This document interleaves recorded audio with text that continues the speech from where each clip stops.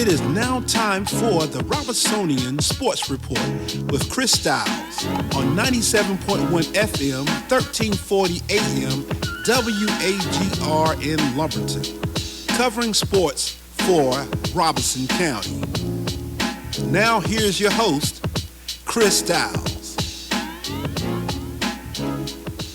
And welcome to the Robesonian Sports Report on WAGR. I'm your host, Chris Styles, sports editor at the Robesonian, and here for a 30-minute look at the week that was in high school football and UNCP as well, and the week that is to come as well. And we'll start off the show looking at what was an interesting week 10 in high school football, and we had games Thursday, Friday, Saturday, and Monday locally because of the weather coming in on Friday night. And we'll start with the most recent one because it was the most consequential as well. Clinton playing St. Paul's, and Clinton earned a 50-16 win over the Bulldogs at GS Kinlaw Stadium on Monday night. First time I've seen Clinton, and they were as advertised. It was a dominating performance for the Dark Horses. St. Paul's made a couple big mistakes early in that game, had a couple turnovers, and Clinton was able to capitalize on that and start to build a lead, build some momentum. And once that train started going down the tracks, it wasn't going to be stopped, and that momentum just kept on going, kept on rolling in Clinton's favor. St. Paul's did have a couple of second half touchdowns once the deficit was pretty large, but there was one drive I want to point to in the second quarter. It was 16-0 at the time, and St. Paul's actually put together a pretty good long concerted drive, but it resulted in a turnover on downs. If they could have scored there, maybe cut it to one possession, might have cut into some of that momentum I mentioned for Clinton, and perhaps changed the arc of that game a little bit. But unfortunately for the Bulldogs, they were not able to score there, and Clinton, I think, scored on the other end, and it was 22-0, I believe, at halftime, and the Dark Horses continued on into the second half. The run game was really strong for Clinton. They had 426 total yards of offense, but 365 of that was on the ground, 223 which came in the second half. Josiah Robinson had 145 yards, and that was on just 5 carries. Josiah McLaurin had 140, and Amaris Williams had 80, and those three players rushed for 6 touchdowns between them. So it was, as I say, it was everything we've come to expect from Clinton this year, a very, very strong football team. Clinton clinched no worse than a share of the Southeastern Athletic Conference championship, as well as the league's top playoff seed. They can clinch it outright with a win this week at Fairmont, where they will obviously be heavy favorites. So a big win for Clinton to more or less clinch the conference title. No disrespect to Fairmont, but again, Clinton will be heavily favored in that game. Elsewhere, 71st earned a 63-0 win over Lumberton. It's the 29th straight regular season win for 71st, their 20th in a row in the United 8 Conference. And speaking of teams as advertised, this was another one that was kind of a team was as strong as they would seem to be. This game was 35-0 at halftime. 71st had a couple of punt return touchdowns, intercepted Lumberton 3 times, including one of those they brought back for a touchdown. And it was interesting talking to Coach Dennis McFadden after this game, how he said this was kind of a chance to show his team, hey, this is the type of team we're trying to be, this team that we're playing, a chance for them to see it really up close, obviously, as they played against them. And so McFadden in his first year taking that opportunity to say, this is kind of the example we want to follow, is a program like 71st. Lumberton plays Purnell Swett this week, and Robeson County's biggest rivalry, and we'll talk about that a little bit more coming up later on in the show. Speaking of Purnell Swett, they earned a 14-12 win over Douglas Byrd, and this was one they had to win ugly, but it was a win nonetheless. It snapped the 4-game losing streak for the Rams. Darius Bethea ran for both Ram touchdowns. One of them gave Purnell Swett the lead late in the fourth quarter. Douglas Byrd then drove down to about the 20-yard line, and Purnell Swett got a defensive stop at the Rams' 20-yard line to seal the win. The sluggishness there in that game might be a little bit of a concern for Purnell Swett, especially, and Josh Deese pointed it out when I talked to him after the game on Saturday night. Lumberton played Douglas Byrd much better even than Purnell Swett did. But non-Friday games can be a little bit wonky sometimes as players kind of get out of that rhythm. They had actually gone there to Douglasburg Friday intending to play, and then the weather didn't allow them to do so, and then had to go back on Saturday. But, looking ahead to Lumberton, they'll be ready for the rivalry game coming up this week. Here on the Robesonian Sports Report on WAGR, I'm your host, Chris Stiles, going quickly through this past week's high school football locally. Red Springs earned a 26, actually, I have read it wrong on my sheet here. Midway beat Red Springs 26-12. This was tied 12-12 at halftime, and then Red Springs had some self-inflicted mistakes in the second half that hurt them. A big drive from Midway to take the lead in the third quarter out of halftime. Red Springs had 5 penalties on that drive as Midway went down the field and scored. And then Red Springs later on fumbled it back to Midway. They had some issues snapping the football for a lot of the night. And Midway scored again early in the fourth quarter to go up 2 touchdowns. Big game for Cody Ammons running the ball for Midway with 133 yards. And then Tripp Westbrook threw for 95. On the Red Springs side, Jaquelson Mack had a good game with 94 rushing yards. And T.J. Ellerby had a big 66-yard touchdown run on, I believe, was the first play from scrimmage of that game. This game would have been a major RPI benefit for Red Springs as they're trying to make the 2A state playoffs. If they could have gotten the win on top of the strength of schedule boost of playing a Midway team that's now 7-2, but instead took the loss there. Doesn't really hurt them because, again, of the strength of schedule boost, but as a result, though, they'll go into this week with it being pretty much a must-win for them to make the state playoffs as they face West Bladen on Friday. Speaking of West Bladen, the Knights played against Fairmont last Thursday night, and Fairmont earned a 26-14 win in that one. Fairmont scored a couple of late touchdowns in this game, which I will add is kind of interesting because they haven't won a ton of games here in recent years, but a lot of the ones they have won have kind of come with a similar arc where they scored a couple of touchdowns late in the game, including Lumberton in this year's season opener, which was Fairmont's last win before this one. Gabriel Washington had a touchdown run and a 2-point conversion with about 4.5 minutes left to give them the 20-14 lead. And then they scored again on a touchdown run by Nehemiah Baker, making his first rushing attempt of the season. And he scored to take a 26-14 lead with just under 2 minutes left. Fairmont had lost 7 straight before this one. They'll have Clinton this week. They'll be heavy underdogs, as I mentioned earlier. But nonetheless, this one with West Bladen is a late-season result in Jeremy Carthen's first season that gives them a chance to have something to build on going into the offseason, regardless of what happens this Friday night. And locally at the college level, UNCP continued its recent hot streak with a 56-0 win over West Virginia Wesleyan. And it's been a season full of school records falling, and they set another one, the Braves did, in this game with 17 tackles for loss. Sean Hill had 4 of those, and Jamae Blank had 3. Blank included 2 sacks, which gives him the national lead in Division II with, I didn't write it down here, but I believe it's 11.5 that he has for the season, or 10.5. And he's 4th in the country in tackles for loss.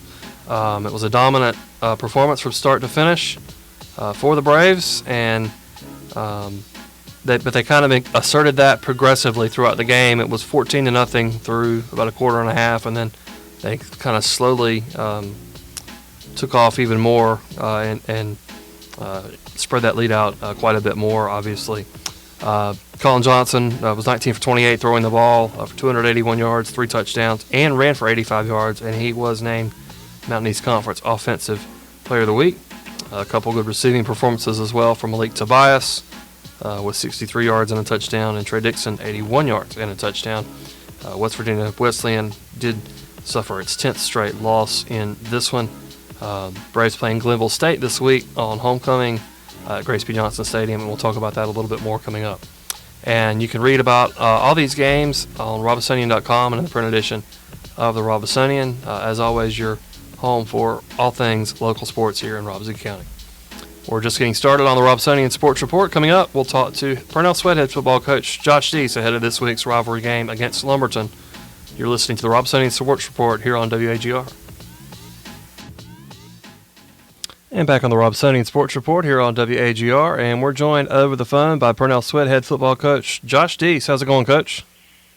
Good. How about yourself? Doing pretty good. And you guys getting set for a big game on Friday night, rivalry game with Lumberton here at Alton G. Brooks Stadium in Lumberton. So really should be a good, fun game and atmosphere and all that good stuff for this rivalry. Yes, sir. Yes, sir. I hope it is. I mean, it's usually a good crowd shows up for this game. A few miles in between us. So I'm looking forward to a great atmosphere and a really good ball game. Yeah.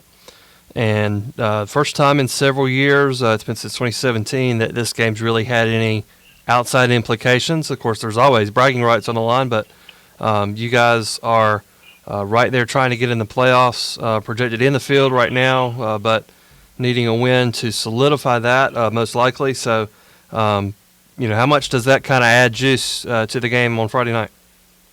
Oh, that's enough to play hard. Anytime there's playoff implications, but especially with this game and Purnell Swett needing a win to solidify playoffs, I expect not only our boys to come out and play hard, but also Lumberton. They're looking to like knock us out of the playoffs, and also with the bragging rights as well. So it should be a really good game from both sides. Yep. And what would it mean to the program if you guys can, in fact, get back for the first playoff berth in 6 years? Oh, that's huge. That's that's what we've been preaching. I wanted to get to the point where it's not the first time in 6 years. Yeah. I wanted to get to the point where it's playoffs every year. And we have the capabilities to do that here. We just got to ingrain that into our players, what they should expect as well. So, I mean, and they're playing. They played hard. They're good kids. We just have to change a few things, and we're definitely on the way to do that. And a win would also clinch a winning season, which Purnell Swett has not had since 2010. So, kind of the same question: what would that mean to the program as well? Yeah, that's I looked that up earlier in the week. 2010. That's 13 years since we've had a winning record. That alone is enough to get the boys. It should be alone to get them motivated to play their best and to win this game because just looking forward in the future, getting our guys in the building to play football. Everybody wants to be a part of a winning program, and it starts now. We can get our numbers up and do good things in the future as well. And the Rams defense has played well all season, and now you guys are going to try to stop a Lumberton offense that, yes, they were shut out by 71st on Friday night, but plenty of teams have struggled with the Falcons. But before that, a 41-point game and a 34-point game the previous 2 weeks. So they are certainly trending well. So what will be some of the keys for your defense to stop the Lumberton offense? Well, our defense all season has played well, except for the 71st game.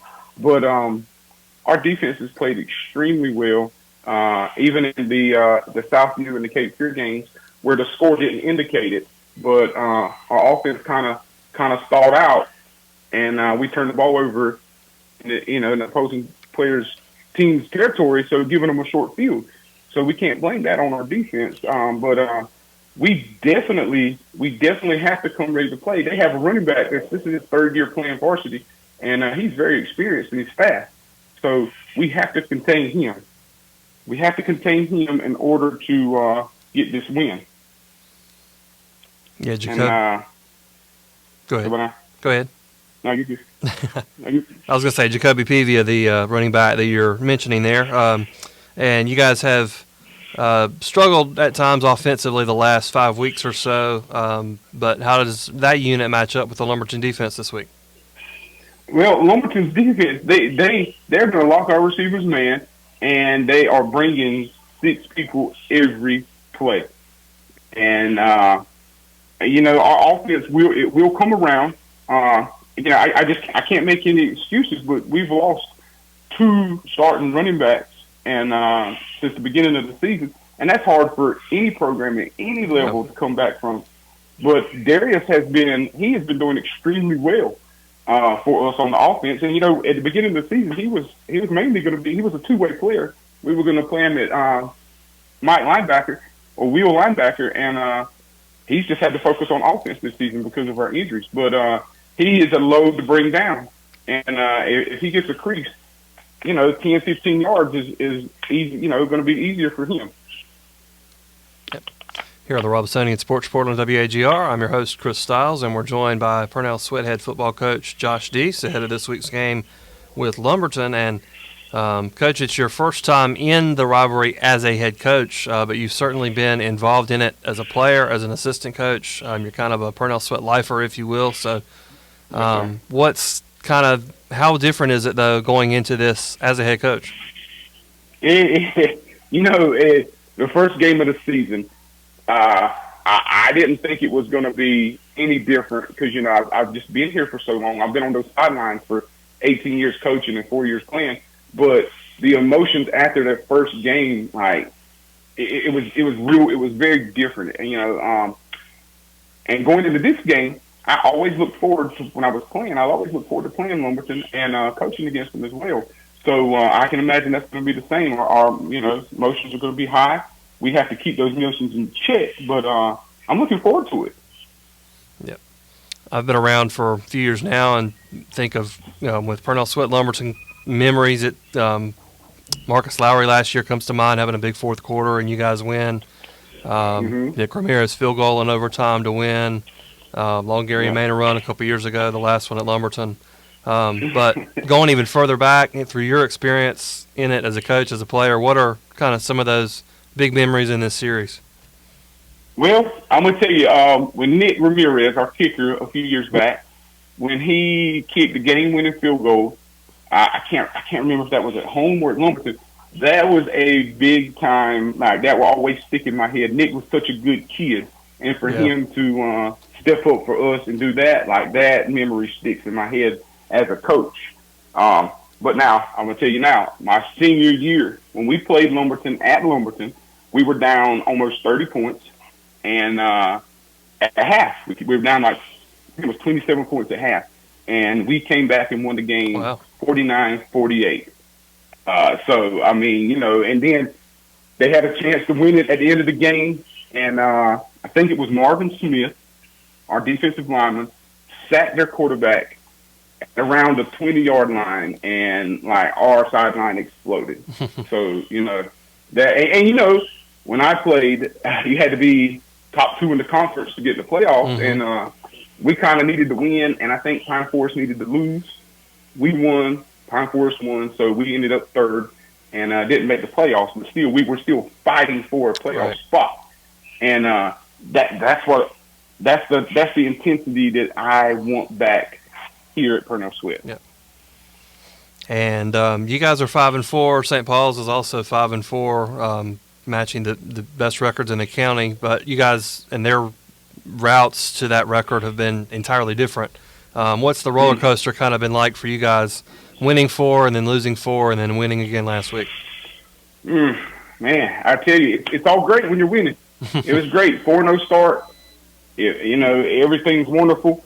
And we knew it was coming. We knew, not taking anything against the first 3 teams we played. They played hard, but that Grace Creek game started it for us, and we came away with the win in that one.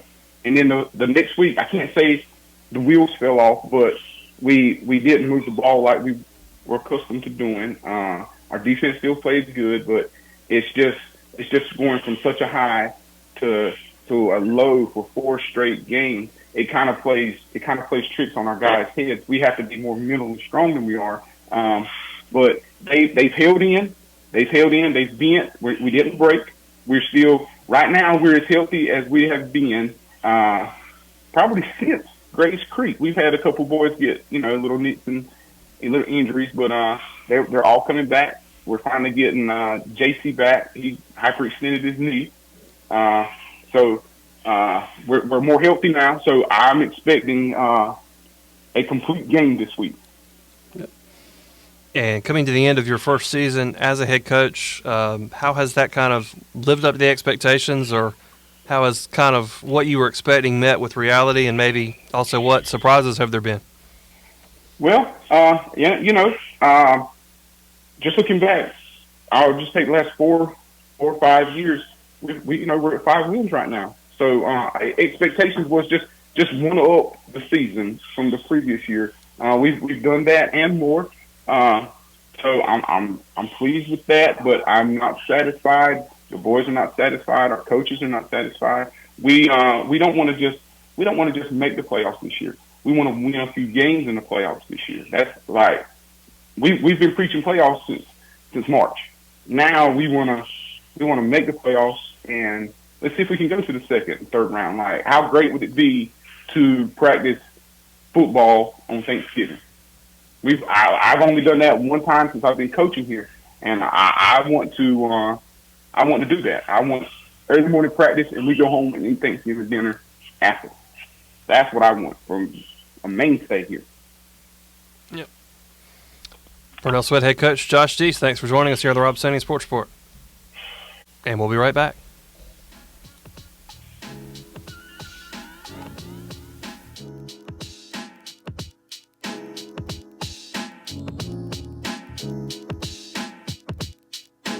Back on the Robesonian Sports Report here on WAGR, and as we do in the last segment each week, looking ahead to this week's high school football games locally, and we'll look at UNCP as well. And the headliner this week certainly is Purnell Swett and Lumberton. It's the 40th meeting in the history of the rivalry. Purnell Swett leads it 20-19, so it's been back and forth over those 40 years. Purnell Swett's won 3 straight and has won 4 of the last 5.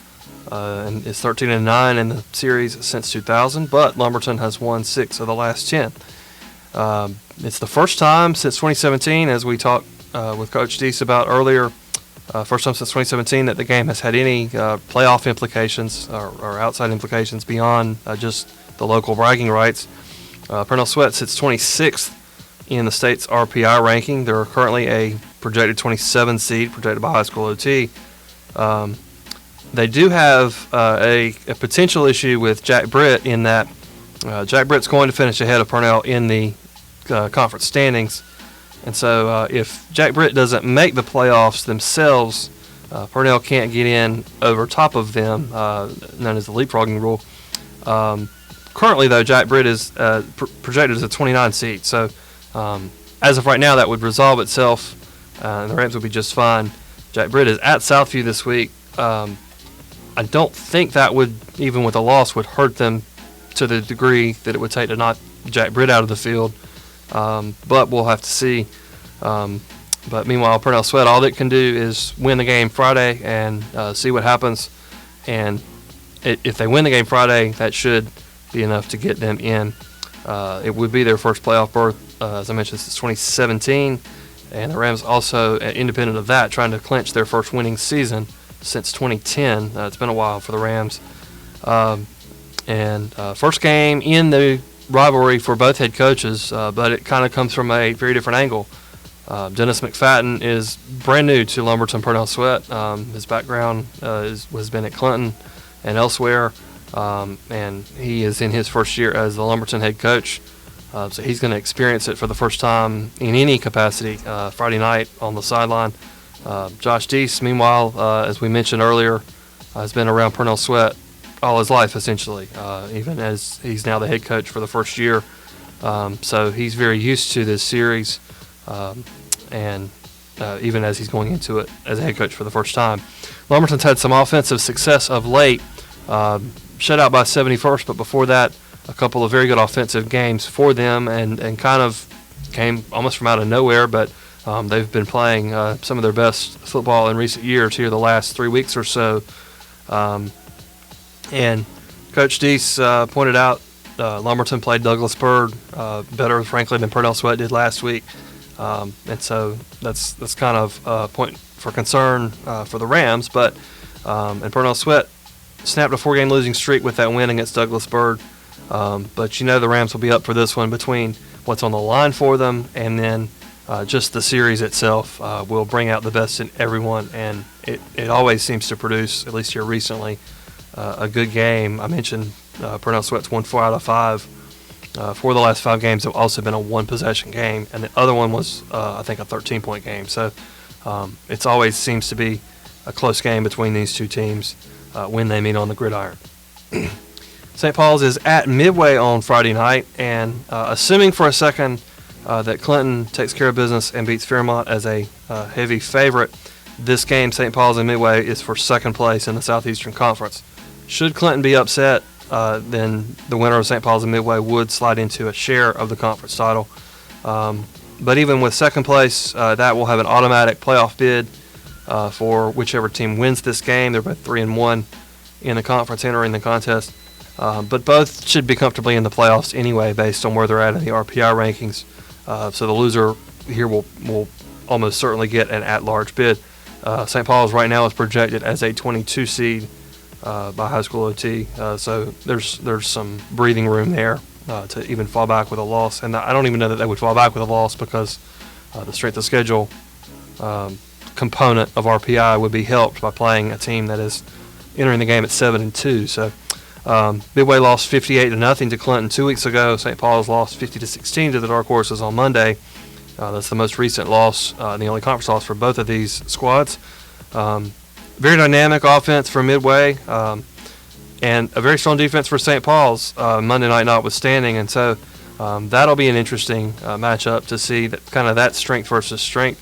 But then also St. Paul's offense, which has improved throughout the year, going against a Midway defense that has had some good spots, including a 12-point, holding Red Springs to 12 points the other night, but also has struggled at times. So that'll be a matchup to watch as well. St. Paul's leads the all-time series 5-1. They won the last 2 years in a couple of really good offensive performances, 62-39 and 51-22, since these two teams became conference opponents a couple of years ago. Here on the Robesonian Sports Report on WAGR, I'm your host, Chris Stiles, and looking at West Bladen and Red Springs, another game with big playoff implications. These are actually currently projected as first out and second out in the 2A field. Red Springs first out, West Bladen second out. And I mentioned the leapfrogging rule as it pertains to Purnell Swett. That also is an issue for West Bladen. They can't make the playoffs over Red Springs. But as of right now, West Bladen would resolve that with a win in this game because they would move into a tie and have the head-to-head advantage with Red Springs should they beat them on Friday night. West Bladen currently 31 and Red Springs 33 in the RPI for the 2A East region. West Bladen has lost 5 in a row, including last week's 26-14 loss to Fairmont. Red Springs coming off a 26-12 loss to Midway. And regardless of the playoff implications, Red Springs just looking for a strong finish to the regular season after what was kind of a disappointing loss on Friday to Midway, and a chance to rebound from that and finish at 500 for the regular season. They would be 5-5 if they can get the win here, and if they do so, it would be a nerve-wracking Saturday morning for them, but could certainly result in a playoff berth as well if they should get the win on Friday night. As mentioned, Clinton is at Fairmont. This is a tough matchup to end the season for Fairmont with no playoffs on the horizon. I mentioned Clinton has clinched a share of the Southeastern Conference title. They would win it outright with a win here. Clinton had its way with St. Paul's on both sides of the football, and just personnel-wise, it's even that much more of a challenge for Fairmont, who enters at 2-7. Clinton has won all 7 meetings in this series, including a 65-6 win last year up in Clinton. This one is at Hollis Floyd Stadium at 7 p.m. on Friday night. And collegiately, it's UNCP's homecoming game on Saturday at 3 p.m. As they host Glenville State. Glenville State has won its first 2 games of the season, then lost 3 in a row, and now they've won their last 2. Including a 44-7 win over Concord this past week. Glenville State's defense is pretty decent against the run. They've allowed just 106 yards per game to the opposition on the ground. But the last time I really talked about that going into a UNCP game was the Fairmont State game 2 weeks ago when the Braves rushed for a school record 470 yards. So the Braves have certainly proven here recently that it doesn't necessarily matter how good the rushing defense they're facing is. As long as they execute, they can have their way pretty well in that department. Alfred Minger for Glenville State has run for almost 800 yards, 7 touchdowns. Their quarterback, Tim Heltzel, is only completing 46% of his passes, but he's thrown for almost 1,400 yards, 13 touchdowns. And they've got an excellent wide receiver in Javon Butler, 849 yards and 7 touchdowns. And then one of the best defensive players in the country is their linebacker, Seth Arnold, with 89 tackles. That's second in the country in Division II, 11 tackles for loss as well. Glenville State comes in playing well. As I mentioned, they've won a couple in a row.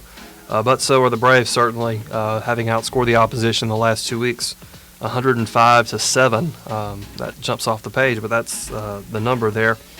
So it'll be interesting to see if UNCP can continue that hot streak against the team that is coming in on their own hot streak after that, as I mentioned, a 44-7 win last week for Glenville State. UNCP is 4-1 all-time in this series, but the loss was last year, a 45-17 loss to the Pioneers up in West Virginia. And you can read about all this at Robesonian.com and in the print edition of the Robesonian. Preview of all the high school games, picks column as well, game stories from last week. There'll be a UNCP game preview up on Friday morning.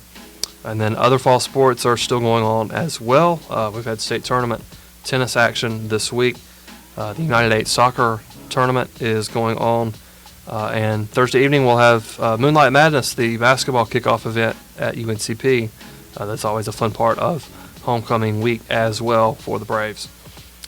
So for RC and Paul Matthews here at the station, I'm Chris Stiles, sports editor at the Robesonian. Thanks to Josh Deese, head football coach at Purnell, Swett, for joining us a little bit earlier.